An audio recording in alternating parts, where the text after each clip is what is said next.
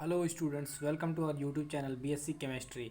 आज मैं आपका लेक्चर 4 ले रहा हूं जिसमें मैं आपको एसपी हाइब्रिडाइजेशन के बारे में पढ़ाऊंगा। ठीक है, तो सबसे पहले जानेंगे कि एसपी हाइब्रिडाइजेशन क्या होता है। नाम से यहाँ पे क्लियर होता है कि एस और पी, मतलब इसमें से एक वन जो है एक एस ऑर्बिटल यूज होगा और एक पी ऑर्बिटल यूज होगा। तो इसका डेफिनेशन हम ऐसे लिखेंगे कि जो mixing of one s and one p orbital of same atomic energy to form two new hybrid orbital, उसी को हम बोलते हैं एसपी हाइब्रिड ऑर्बिटल, और उस प्रोसेस को बोलते हैं एसपी हाइब्रिडाइजेशन।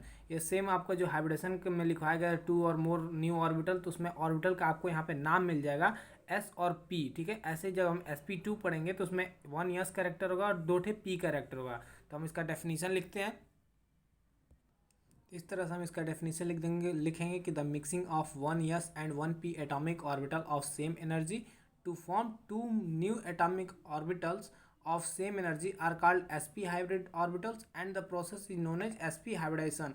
इसमें यहाँ पे आप ध्यान दीजिए कि sp में क्या होता है कि वन एस वन पी होगा। हाइब्रिडेशन में सिर्फ हम क्या कर रहे थे, the mixing of two orbital atomic orbital of same energy to form two new orbitals में फॉर्म हो रहे थे, और इसमें जो क्या हो रहा है, मिक्स हो रहा है वन एस और one p atomic orbital involve है। ठीक है, अब हम इसका एग्जाम्पल देखेंगे आपके सिलेबस के अकॉर्डिंग। इसमें आपका एग्जाम्पल होगा एसिटिलीन। ठीक है, तो यहाँ पे एग्जाम्पल हम ले लेंगे C2H2, जिसे हम बोलते हैं एसिटाइलिन। ठीक है, अब हम इसको देखेंगे कि किस तरह से हम इसका फाइंड करेंगे कि हाइब्रिडेशन इसमें किस तरह से निकाला जाएगा। तो सबसे पहले इसमें इस तरह से हम लोग लिख लेते हैं यहाँ पे कि इसका सेंट्रल एटम कौन सा है। तो आप देख सकते हैं यहाँ पे सेंट्रल एटम कार्बन है। कितने हैं, तो दो ठे हैं। और जो आपका सराउंडिंग एटम्स है वो कौन है,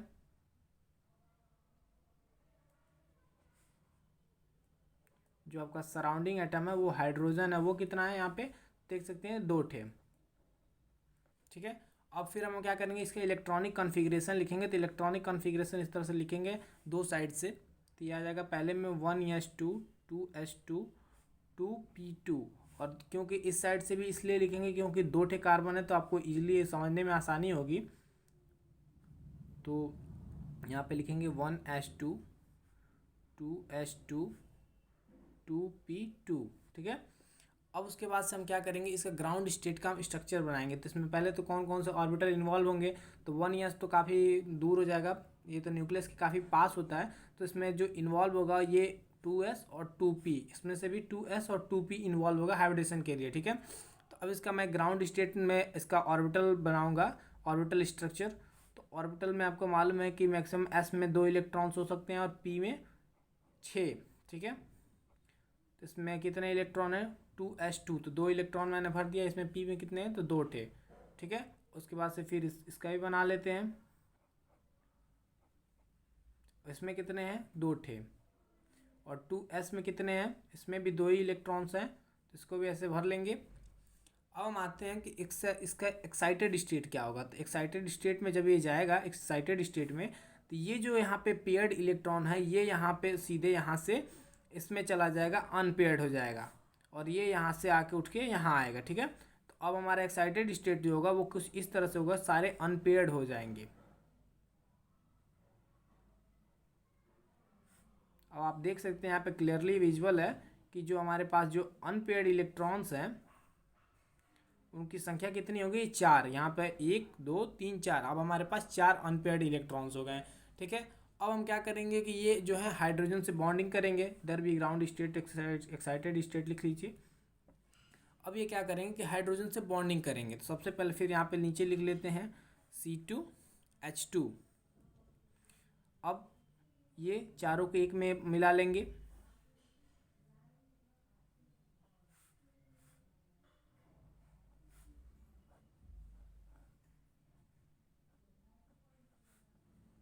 अब क्या होगा कि यहाँ तो सबसे पहले एक एक इलेक्ट्रॉन आप भर लीजिए इस तरह से, क्योंकि ये चारों पहले अनपेयर्ड हैं। अब इसमें सबसे पहले वाले में एक हाइड्रोजन बॉन्ड इधर बनेगा H, और एक इधर से, क्योंकि हमारे पास यहाँ पे आप देख सकते हैं दो हाइड्रोजन है। ठीक है, तो एक H इसमें आएगा पहले कार्बन के साथ, दूसरा H दूसरे कार्बन के साथ जाएगा।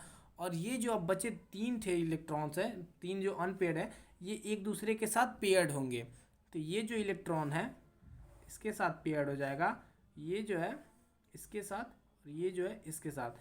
ये जो आपका दूसरे नंबर पे अनपेयर्ड इलेक्ट्रॉन है इसके साथ मिलके पाई बॉन्ड बनाएगा, और ये जो आपका इलेक्ट्रॉन है दूसरे, ये भी इसके साथ पाई बॉन्ड बनाएगा, और जो पहले नंबर पे है ये इसके साथ सिग्मा बॉन्ड बनाएगा। ठीक है, तो टोटल आपका क्या होगा, इस तरह से इसका जो स्ट्रक्चर बनेगा वो कुछ इस तरह से बनेगा, H C triple bond CH। Triple bond क्यों है, यहाँ पे एक सिग्मा और दो पाई, यहाँ पे इससे कंफर्म होता है कि ये एक सिग्मा है और दो ठे पाई बॉन्ड बने हैं। ठीक है, और इसका अब यहाँ पे आप देख सकते हैं कि जो यहाँ पे बॉन्ड एंगल है ये इसके बीच का वो कितना है, 180 डिग्री है, स्ट्रेट लीनियर फॉर्म में दिख रहा है यहाँ पे आपको।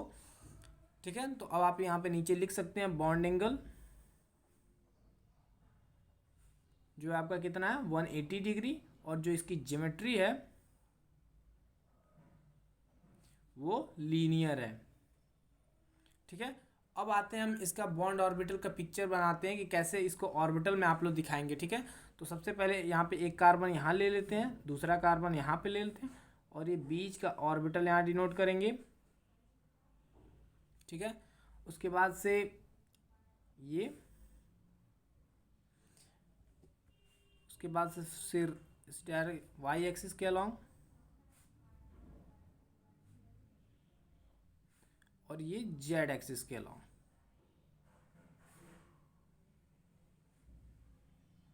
अब इससे आपको क्लियर हो रहा होगा, ऊपर देखे कि ये सी से जो है लीनियर में जुड़ा हुआ हाइड्रोजन, तो एक यहाँ पे स्फेरिकल होता है हाइड्रोजन, तो यहाँ पे एक बॉन्ड बन जाएगा, और यहाँ पे ये H। ठीक है, अब जो ये जो हमारे दो थे अनपेयर्ड इलेक्ट्रॉन वाले बच रहे थे, एक तो यहाँ पे अभी हमारा बन गया सिग्मा बॉन्ड, ये जो इसके साथ बॉन्डिंग हो ये सिग्मा बॉन्ड बना लिया, और इसमें से आप देख रहे हैं कि दो थे पाई बॉन्ड वाला अभी भी खाली है, तो ये क्या करेगा, इसके साथ पाई बॉन्ड बना लेगा। ठीक है, और ये जो है इसके साथ पाई बॉन्ड बनाएगा। तो ये हो गया हमारा बॉन्ड ऑर्बिटल, किसका, बॉन्ड ऑर्बिटल डायग्राम है ये, ऑर्बिटल डायग्राम किसका हो गया, ये C2H2 का, एसिटिलीन का, चाहे इथाइन भी इसे पढ़ते हैं। ठीक है, तो इस तरह से ये आपका sp हाइब्रिडेशन में एक ही एग्जांपल है आपके सिलेबस में, DDU यूनिवर्सिटी के एग्जाम में यही आता है। अब मैं आता हूँ आपके दूसरा जो एग्जांपल है वो sp2 हाइब्रिडेशन, अब उसके बारे में डिस्कस करता हूँ आपसे। तो sp2 हाइब्रिडेशन में नाम से क्लियर हो जा रहा है कि sp2 में क्या होगा, एक s कैरेक्टर और दो ठे p कैरेक्टर। ठीक है, तो अब यहाँ पे इसका फिर से डेफिनेशन लिखेंगे कि इसका डेफिनेशन क्या होगा sp2 हाइब्रिडेशन में, तो सेम जैसे हम sp हाइब्रिडेशन का डेफिनेशन लिखे हैं वैसे ही sp2 का भी लिखेंगे, बस इसमें अंतर क्या आएगा, वहाँ पे sp में हम लिखे थे कि the mixing of 1s and 1p orbital. ठीक है, तो यहाँ पे लिखेंगे the mixing of 1s and 2p atomic orbital. ठीक है, तो अब हम डेफिनेशन लिखते हैं इसका।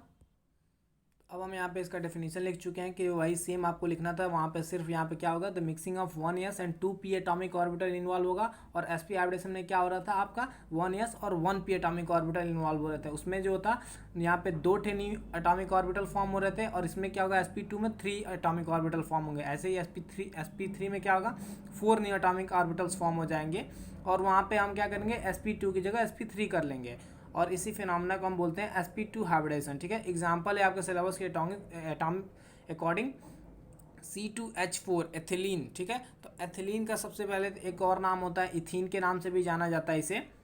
ठीक है, कंफ्यूज मत होइए कि एथिलीन और इथीन में कोई अंतर है, दोनों सेम ही है। अब फिर से उसी तरह से इसको लिखेंगे, सेंट्रल एटम इसका क्या है, तो सेंट्रल एटम जो है आपका यहाँ पे ये कार्बन है। ठीक है, सेंट्रल एटम यहाँ पे कार्बन है, कितने हैं, तो दो ठे। उसके बाद से सराउंडिंग एटम क्या है, जो सराउंडिंग एटम है आपका वो हाइड्रोजन है, और हाइड्रोजन यहाँ पे कितनी संख्या है, 4 ठे, 4। ठीक है, और फिर से उसी फॉर्मेट में लिखेंगे, यहाँ पे इलेक्ट्रॉनिक कॉन्फ़िगरेशन लिखेंगे कार्बन का दो साइड से, 1s2 2s2 2p2, और इधर से भी लिख लेंगे कार्बन का फिर से 1s2 2s2 2p2। ठीक है, यहाँ पे अब इसका क्या करेंगे, हम ग्राउंड स्टेट देखेंगे कि ग्राउंड स्टेट में कितने इलेक्ट्रॉन्स किस ऑर्बिटल में, तो कौन कौन से इसमें ऑर्बिटल इन्वॉल्व होंगे, ये लास्ट वाला यस 2s और 2p। ठीक है, हाइब्रिडेशन में ये इन्वॉल्व होगा, मैंने आपको sp में बताया था, तो ये इसका मैं ऑर्बिटल बना ले रहा हूँ। ठीक है, इलेक्ट्रॉन को अबाउ प्रिंसिपल के अनुसार मैंने भर दिया, फिर उसके बाद से इसमें इलेक्ट्रॉन को भर दिया गया।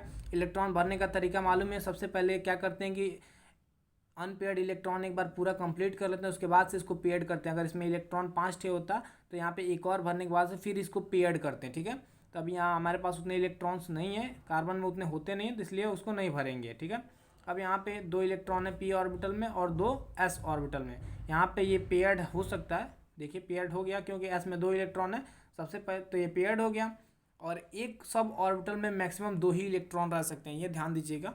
अब हम आते हैं इसके एक्साइटेड स्टेट को देखेंगे। इसका एक्साइटेड स्टेट क्या होगा, फिर से ये इलेक्ट्रॉन आपका उठ के यहाँ आ जाएगा और ये इलेक्ट्रॉन यहाँ से मूव करते हुए लास्ट वाले ऑर्बिटल पी ऑर्बिटल में चले जाएंगे, एस ऑर्बिटल का इलेक्ट्रॉन पी में चला जाएगा, ठीक है। तो ये इस तरह से अब दिख रहा होगा कि आपको फिर से ये 4 जो है अनपेयर्ड इलेक्ट्रॉन्स हो गए, इसका भी 4 अनपेयर्ड इलेक्ट्रॉन्स हो गए। अब हम क्या करेंगे कि देखेंगे कि कितने हाइड्रोजन हमारे पास हैं और कितने बॉन्ड बनाने हैं, ठीक है। इधर भी लिख लेते हैं, छूट गया ग्राउंड स्टेट, एक्साइटेड स्टेट। अब हमको क्या करना है कि देखना है कि कितने यहाँ पे, फिर लिखेंगे C2H4, एथिलीन में कितने हमारे पास हाइड्रोजन है। तो हाइड्रोजन यहाँ पे 4 है, तो सबसे पहले ये तो एक इनको पास में कर लिए, चारों को एक में कर लेते हैं।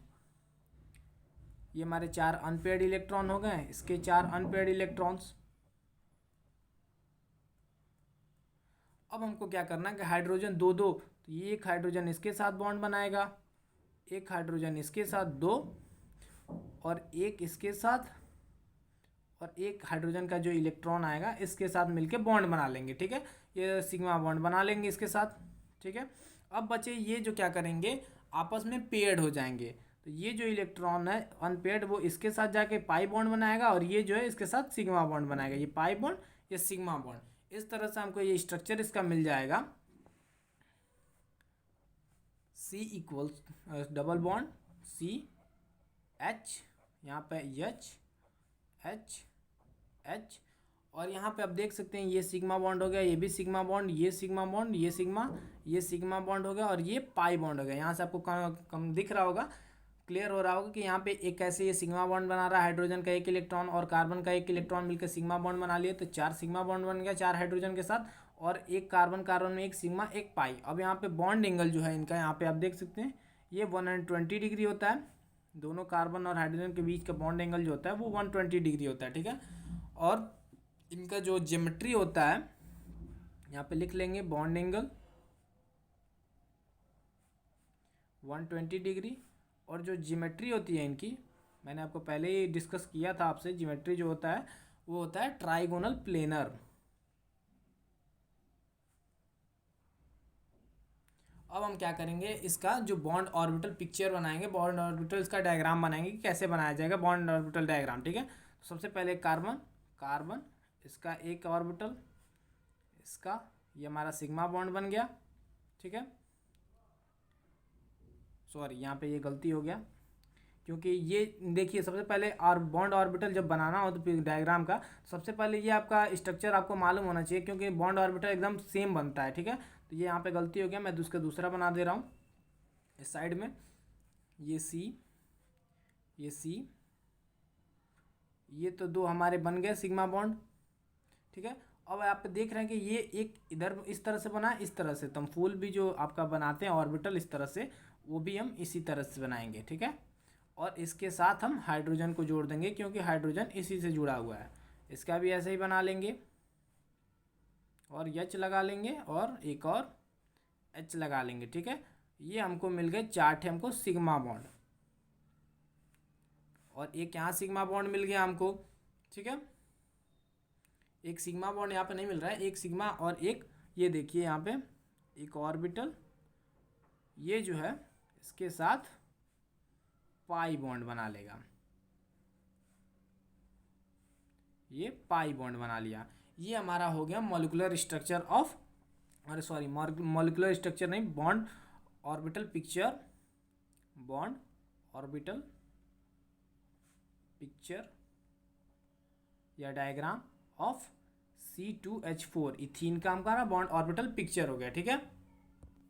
ये डायग्राम थोड़ा आप लोग सही से बना लीजिएगा, मैं थोड़ा जल्दी बना रहा हूँ इसलिए टेढ़ा हो जा रहा है, और आप चाहें तो फिर बीच में यहाँ पे इसकी लाइनिंग भी ऐसे खींच सकते हैं, ठीक है, खींचे या ना खींचे वो आपके ऊपर डिपेंड करता है। खींच देंगे तो भी सही है, नहीं खींचेंगे तो भी सही है। ठीक है, कोई नेसेसरी नहीं है कि ये लाइन को खींचना ही है। ठीक है, अब बाकी मैं आपसे नेक्स्ट लेक्चर में डिस्कस करूँगा। sp3 हाइब्रिडाइजेशन के 2 एग्जाम्पल भी पढ़ाने हैं आपको। Thank you.